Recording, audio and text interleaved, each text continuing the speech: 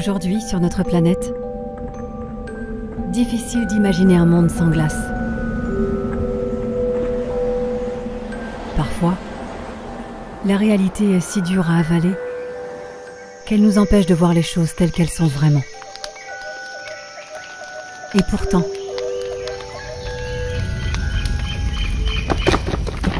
chaque année en Antarctique, 300 milliards de tonnes de glace disparaissent à cause du réchauffement climatique. Et pas seulement l'été. Ne restons pas de glace face aux défis climatiques. Bonsoir à tous, merci de nous rejoindre sur TNTV, la première chaîne du Fénois, pour un nouvel épisode du JT Vert, votre émission consacrée à la protection de l'environnement et au développement durable. Très heureux de vous retrouver pour notre rendez-vous hebdomadaire. Même avec l'allègement des consignes sanitaires, restez prudents, surtout faites attention à vous et à tous ceux que vous aimez. Juste après le générique, je vous propose de poursuivre notre discussion à propos du changement climatique. Un sujet difficile s'il en est, histoire de reprendre le contrôle. On voit tout cela juste après. À tout de suite.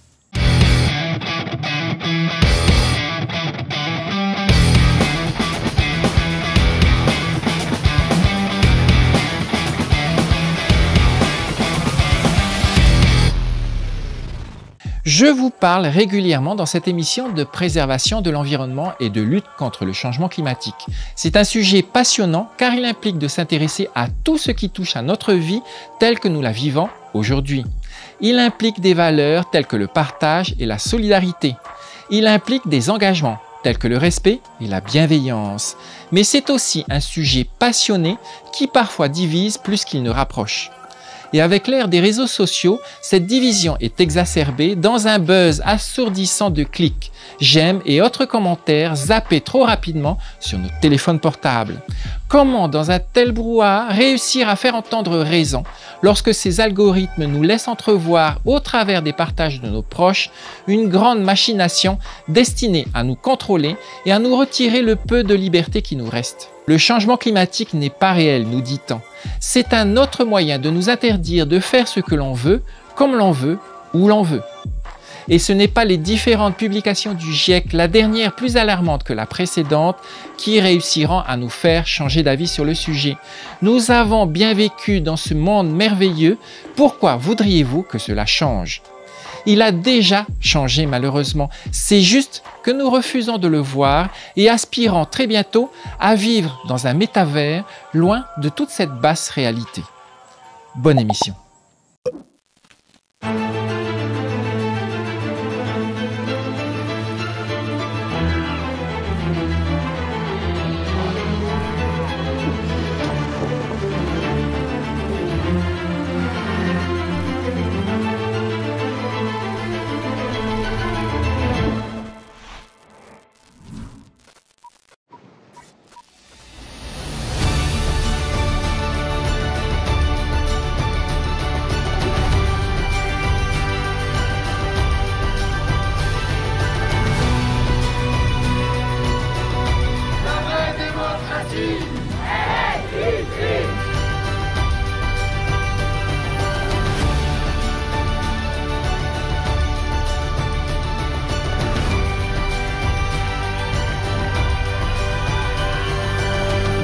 Rien, c'est pas 2 degrés d'augmentation de la température, mais 5,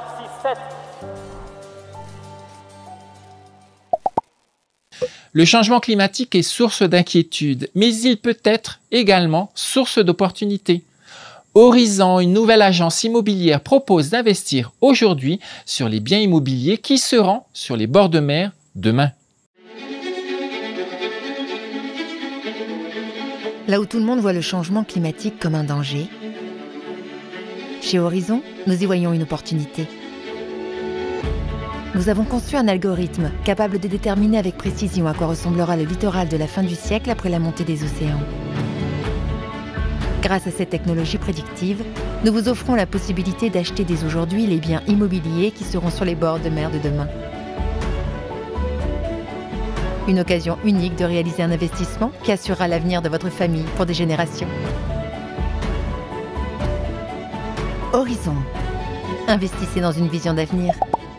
Sur son site internet, après avoir simulé les futurs côtes du littoral, la start-up donne aux internautes la possibilité de choisir un bien en fonction de sa zone géographique, de sa surface et du budget dont il dispose, et surtout en estimant la plus-value réalisable sur le bien grâce au réchauffement climatique.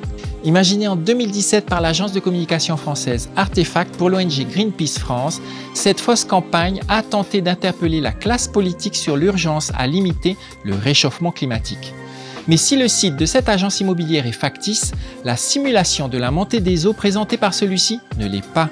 Elle se base sur le scénario RPCP 8,5 du rapport du GIEC de 2014 qui prévoit une augmentation des températures de 5 degrés et une élévation du niveau de la mer d'environ 1 mètre à l'horizon 2100. Fort heureusement, cette publicité est fausse. Malheureusement, les changements qu'elle décrit sont, eux, bien réels.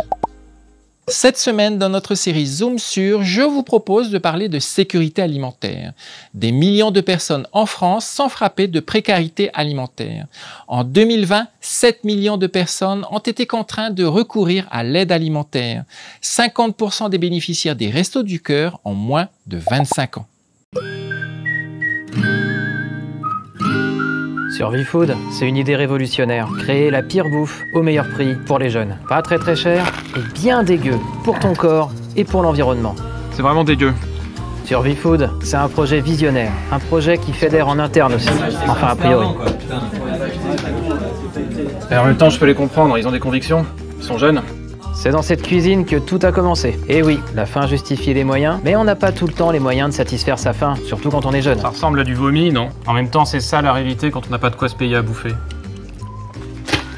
La précarité des jeunes en fin de mois, c'est un sujet qui nous passionne vraiment. C'est un sujet d'aujourd'hui et de demain.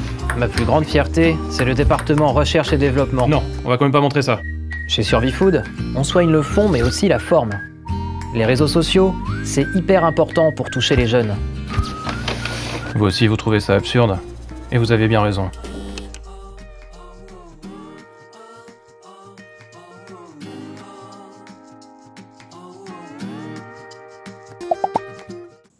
Et la tendance n'est pas à l'amélioration. La crise sanitaire que nous avons tous subie et la crise économique annoncée suite à la guerre en Ukraine bouleversent les équilibres et entraînent de plus en plus de personnes vers la précarité alimentaire.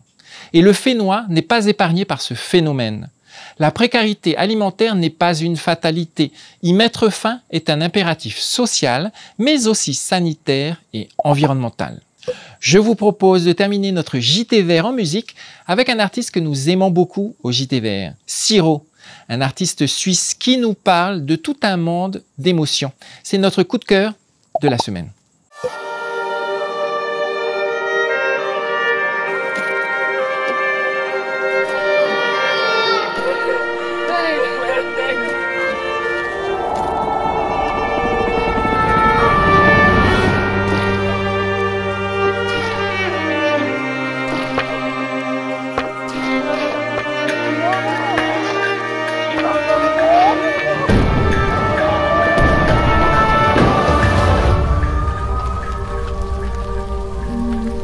Samuel Paty. Voilà les amis, le JT Vert est maintenant terminé. Nous espérons que vous avez passé un bon moment avec nous. Vous pourrez retrouver notre émission sur le replay de TNTV ainsi que sur les réseaux sociaux du JT Vert. Faites attention à vous et à tous ceux que vous aimez. Restez prudents. On se donne rendez-vous dimanche prochain, même heure, même chaîne. Rappelez-vous de reprendre le contrôle pour agir pour notre planète. À très vite. Au revoir.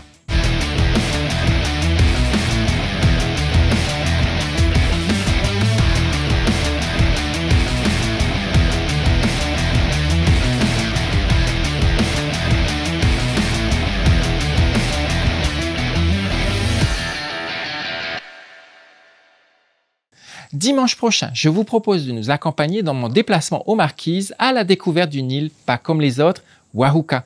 C'est dimanche prochain dans le JT Vert sur TNTV.